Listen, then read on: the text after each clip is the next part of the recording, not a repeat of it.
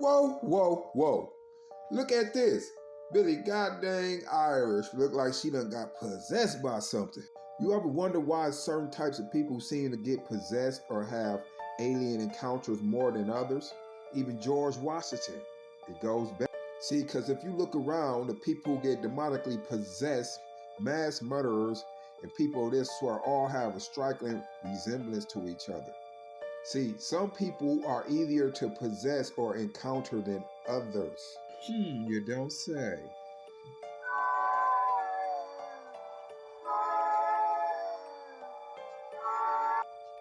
Melanin. Melanin come in three forms: eumelanin, pheomelanin, and neuromelanin. Neuromelanin, which is inside of the pineal gland. Eumelanin, which gives me this chocolatey hue right here. And pheomelanin, that's some stuff that everybody and everything have. But see, it's more to melanin than it's chocolate. Melanin protects against damage of ultraviolet radiation that's scattered throughout the whole cosmos from suns and stars and quasars and whatever such and such. But furthermore, it protects from ultraviolet radiation induced DNA damage. DNA. What does this imply?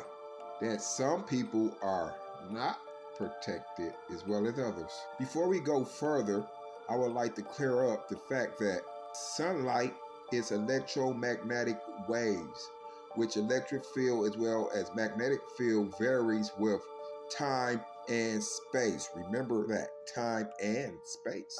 Because light give off different information at different times. That's how we even have astrology. For more receipts, solar power, also known as solar electricity, is the conversion of energy from sunlight to electricity. Now, where are we going with this? Everything is vibrational. So the sun gives different spectrums of light, which emit different pheromones that the earth releases, which affect the psyche of the people on the earth.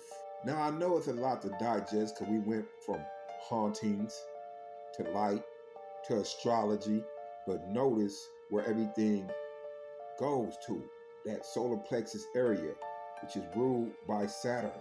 See, in our astrology, you'll go from like Capricorn to Aquarius to Pisces. On a macro universal scale, it's in the opposite direction, and it takes 2,000 years to get out of one sign, known as an age. Right now, we're in the age of Aquarius. Some people were known to be here for 6,000 years, so let's go back. We're going to start with Aquarius because during Taurus was the materialistic materializing of these people. During the cave, nothing exciting at this time. So now, let's look at the characteristics of the people who came out in the age of Aquarius.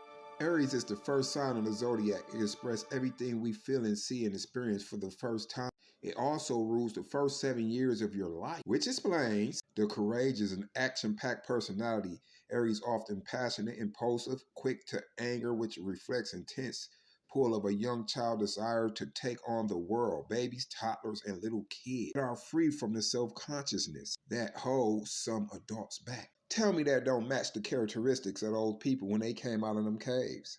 The next age was Pisces. Let's see what Pisces characteristics are. That's a lot to read. I'm going to just point out some stuff. But notice creativity and dreams, imagination, mysterious and often scary, magical.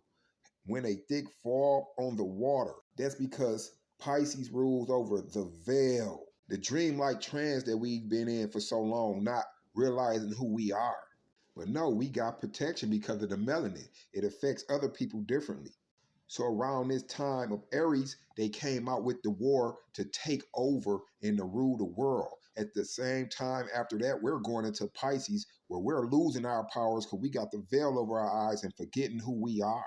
But now we're in Aquarius. Aquarius is ruled by Uranus, which governs over innovation, technology, surprise event, non-traditional nature, visionaries, big thinkers. It symbolized the pouring of wisdom on the people. So now at this day and age, we got technology and we're waking up to who we are, finding out who we are. The things that have been hidden, we're ripping off the veil.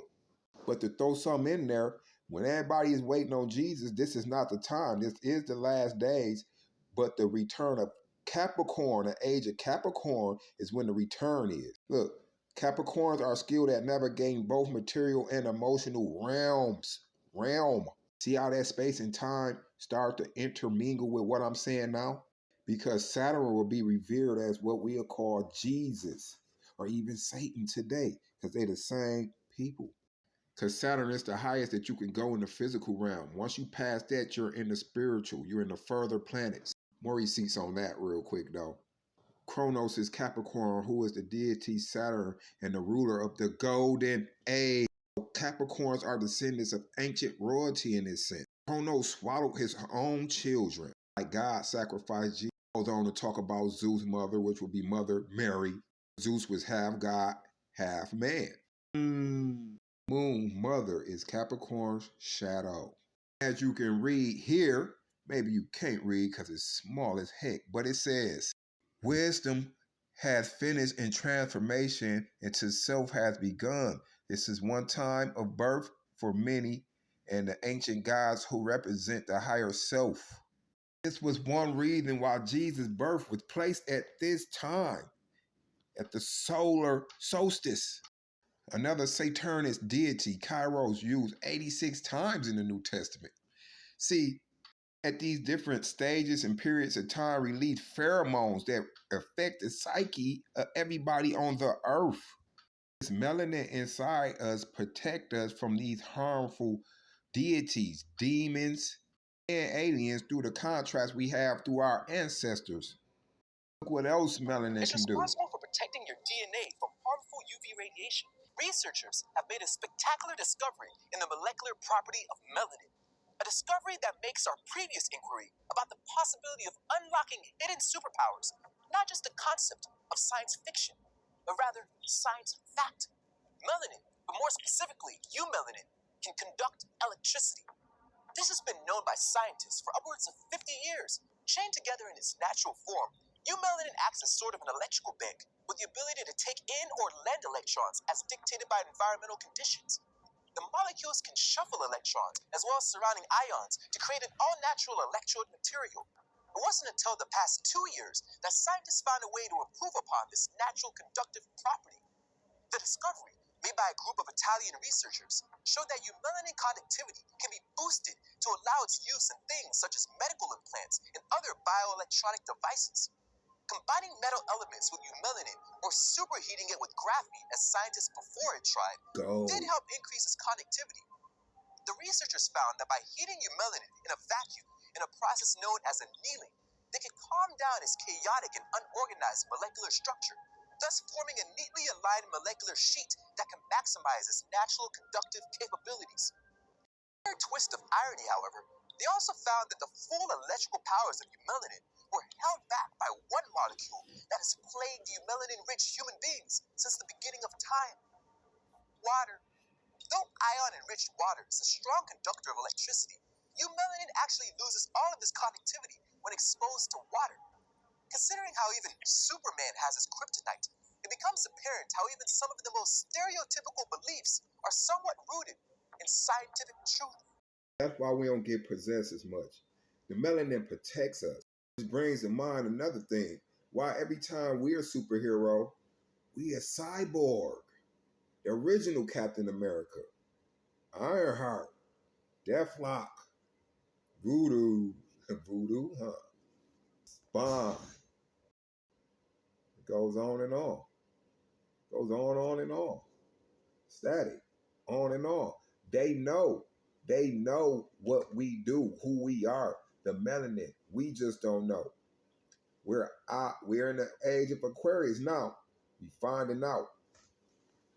We're coming back to our powers. For real, for real.